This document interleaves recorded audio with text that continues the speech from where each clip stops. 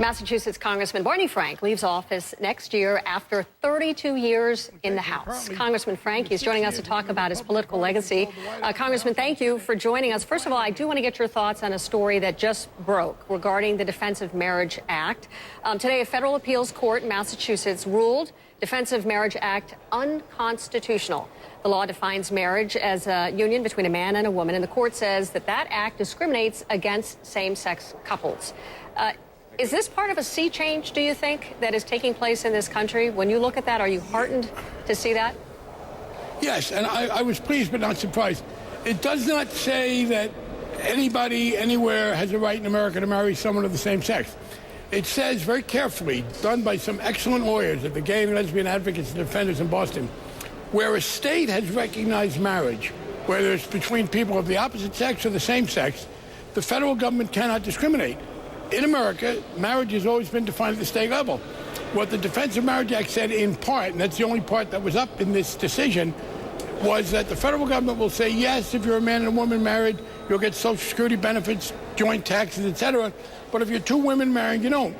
And what the district court judge said, and now the three judges, unanimous at the circuit court, have said is, no, that's not right. You have to treat people equally, and it's a denial of the fundamental federal doctrine of equal protection of the laws. It's the argument that President Obama made when he said earlier this year that he wasn't going to defend the law, and it's a vindication of his position. So, Congressman, what do you make of what's happened here? Because there does seem to be a sea change regarding same-sex marriage. President Obama coming out in support of it. You were really a pioneer as openly gay in Congress. Did you ever imagine that it would gain so much support that you'd be still in Congress and you'd see this kind of change happening? I was hoping it would happen. It's happening more quickly than I wanted it to, not as quickly as it should. We're talking about a prejudice that never had any rational basis in the first place. And I think what's happening, Suzanne, is very simply, reality defeats prejudice. For many years, those of us who were gay and lesbian, and I was in that category until 25 years ago when I volunteered that I was gay when it came up, we were hiding. And so these inaccurate, vicious stereotypes about us were all people knew. As we have become honest about our sexuality, you know, we don't discuss our sexuality any more than straight people do, but there was this difference.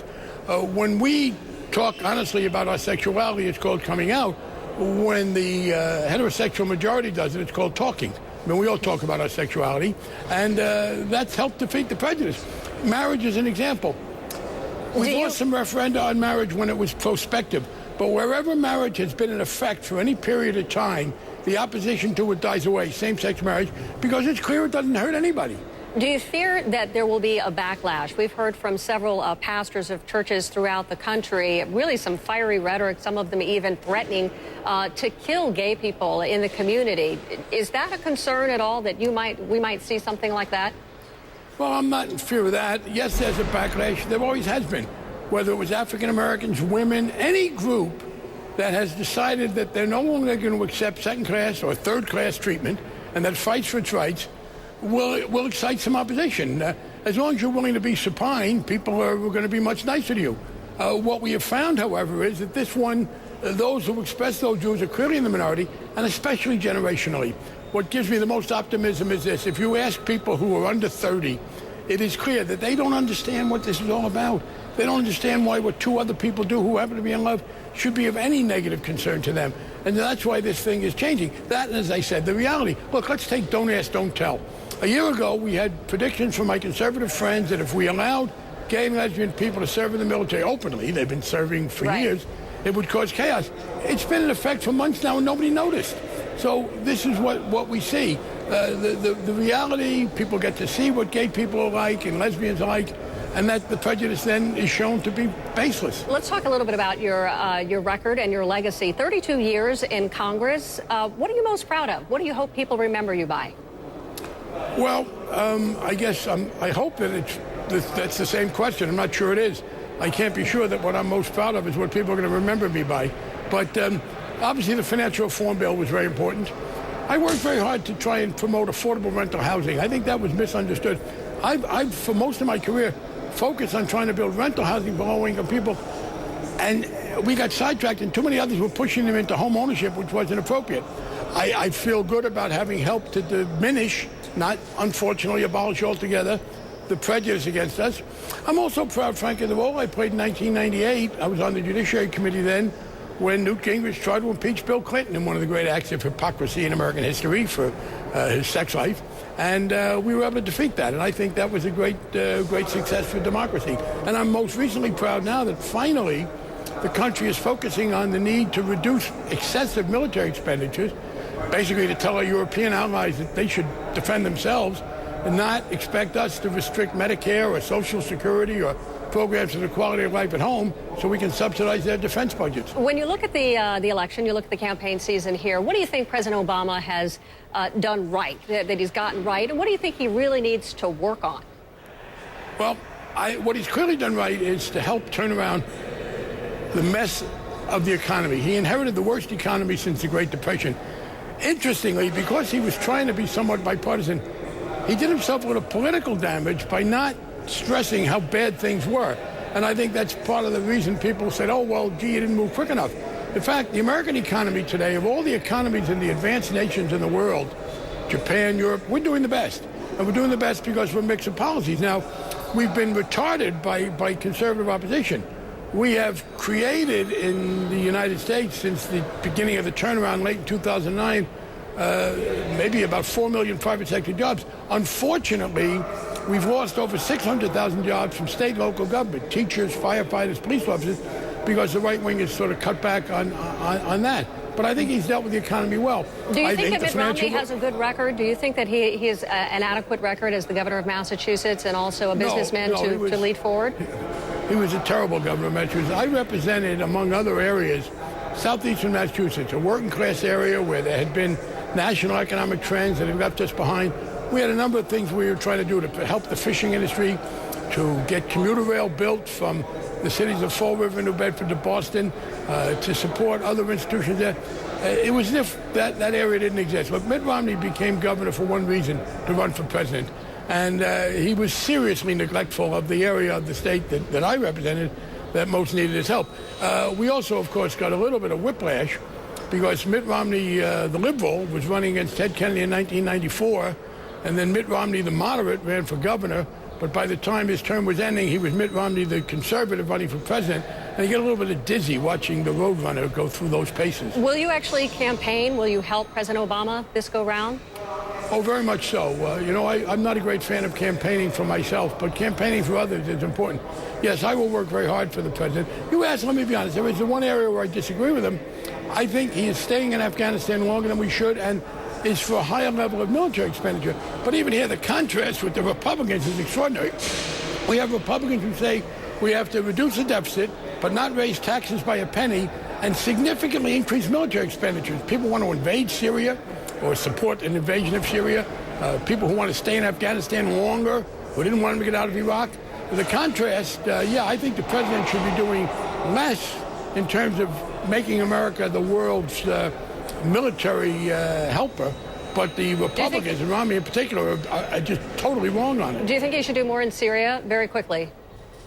No, I don't think every problem in the world is subject to American solution. Look, if we were to go in a military way, directly or indirectly, into another Muslim country, it would be damaging. And this notion that if there's a problem anywhere, it has to be the American taxpayer and the American military that bail them out is a great mistake. The Arab League should be involved. The Europeans should be involved. We are doing a great deal. We're carrying the brunt in Afghanistan. This notion that it's always America's job and everybody else can slack off, one, it's unfair to us, and it's unfair to think that with all that's gone on, America can now go on and take on, frankly, a third or fourth military intervention in a Muslim country and be fairly judged. Yeah, there are terrible things going on in Syria. The man's a thug. But there are a lot of other countries in the world. And my colleagues who act as if everything that goes wrong, it's America's fault, and we've got to be the ones to solve it. And if we don't solve it, it's our fault. They're doing our country a terrible disservice. Okay. And finally, Congressman, I do want to ask you about the remark that you made, created a little bit of a dust-up about a hoodie at a graduation ceremony recently. You later apologized. I want to play that for our viewers if you can explain. Excuse me, but I didn't apologize. Oh, okay. Well, let's play the bit here, and then maybe you can explain on the other end. Get an honorary degree, they give you one of these, and I think you now have a hoodie you can wear and no one will shoot at you. So I think you'll feel, I hope, pretty protected by that. If you could explain your remark. I'm sorry if you did not. If I think one of the worst issues we have in America has been racial prejudice. And I think the incident in Florida where this young man was murdered, who was simply innocently walking home to where he had a place to be or walking to the place where he was staying, and part of the reason he was murdered, he was wearing a hoodie and looked suspicious. That's the kind of terrible attitude that's to be attacked. And I think that kind of humor is a way to attack it. Actually, it was the third time I'd used the line. The first 2 times I'd gotten an honorary degree myself and said, gee, I wonder if this is a hoodie I can wear on the floor of the House. At that commencement, I wasn't getting one. A good friend of mine was.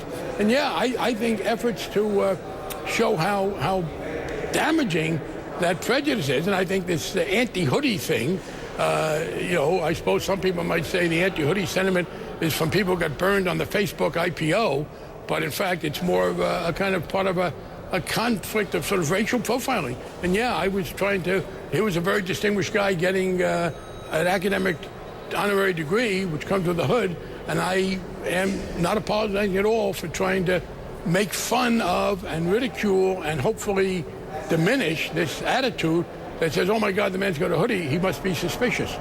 So there were some people who thought you were making light of that, but that was a misunderstanding. Oh, I think, no, it's humor is an effective political tool. The notion that you can't make a pointed joke. Now, maybe it wasn't the funniest joke in the world, but making light of it, I was ridiculing that attitude. And the notion that, I guess you could say that satire is making light of things. I don't think so. I think it has an honorable tradition in debate. And as I said, it was the third time I've said it.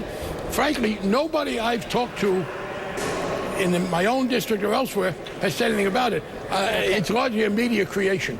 And Congressman, I understand you've got a wedding planned as well. You're going to be married soon. Is that right? Yep, Jim and I, my husband-to-be Jim Reddy and I will be married, and we're going to be married during the summer, and that means that I will spend the last few months of my congressional career as a married gay man, and I will have the great pleasure of my spouse, Jim, who's very popular with my colleagues, and he's already well known to them. But I think it's, I said reality defeats prejudice. I think Jim and I, as a married couple, interacting as we will, going to the White House ball in December as another married couple, I think that's one more fight in the effort to diminish prejudice and give people an alternative reality to the silly stereotypes that they sometimes see. All right, Congressman, thank you very much. 32 years, quite a legacy. Thank you once again, Congressman Barney Frank. Mitt Romney is in California to talk to the voters there. We're going to go live next.